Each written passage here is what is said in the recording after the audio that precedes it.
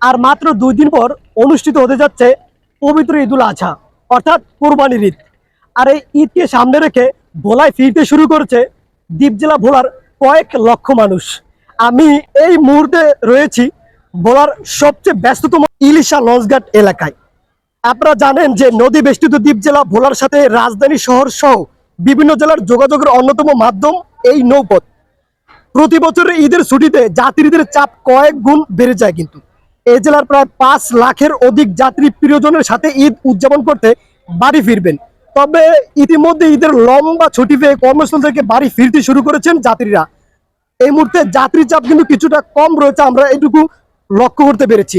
বিশেষ করে ভোলা ঢাকা এবং ভোলা লক্ষ্মীপুর ভোলা বরিশাল রুটে লঞ্চে সাধারণ মানুষের একমাত্র ভরসা।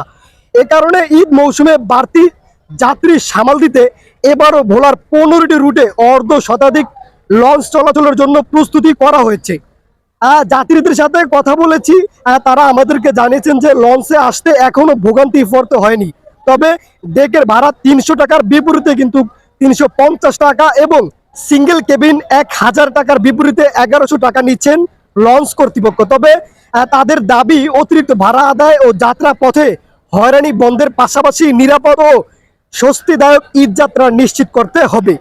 এদিকে যাত্রীদের নিরাপত্তায় ভোলার প্রতিটি লঞ্চ ঘাটে কোস্টগার্ড, র্যাব, নৌ পুলিশ ও BIWTA কর্মকর্তা সহ বিভিন্ন আইন শৃঙ্খলা রক্ষাকারী বাহিনী মোতায়েন থাকবে বলে জানিয়েছেন প্রশাসন। তবে সব মিলিয়ে বলা চলে যে যাত্রীদের ভোগান্তি এড়াতে কিন্তু তারা অনেকটাই প্রস্তুতি ইতিমধ্যে গ্রহণ করেছেন।